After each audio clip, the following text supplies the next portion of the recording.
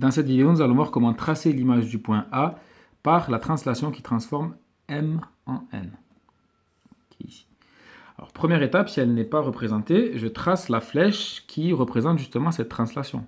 Donc, je trace la flèche qui va de M vers N. Deuxième étape, je sais que cette translation se fera selon une direction qui sera parallèle en fait à la droite qui porte cette flèche MN.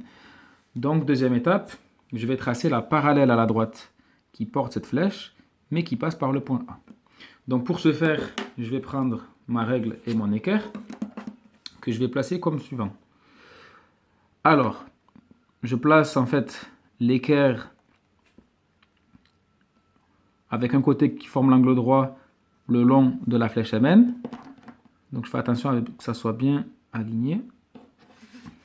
Ensuite, une fois que c'est bien aligné, je viens apposer ma règle le long de l'autre côté qui forme l'angle droit. Et ensuite, je vais glisser mon équerre jusqu'à passer par le point A. Alors là, je fais attention de ne pas bouger. Je trace un petit trait que je pourrais prolonger par la suite, pas de problème. Par exemple ici.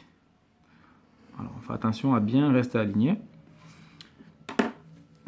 Dernière étape, je vais reporter cette longueur MN sur cette droite en partant du point A. Parce que je sais que cette translation, elle se fera en effet sur une direction qui est parallèle, mais elle se fera en fait sur une longueur donnée, c'est la longueur du segment MN.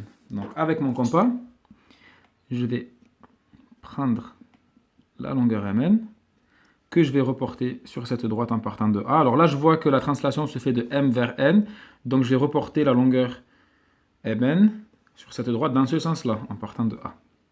Voilà. L'intersection me donne le point A'. J'ai tracé l'image du point A par la translation de vecteur MN.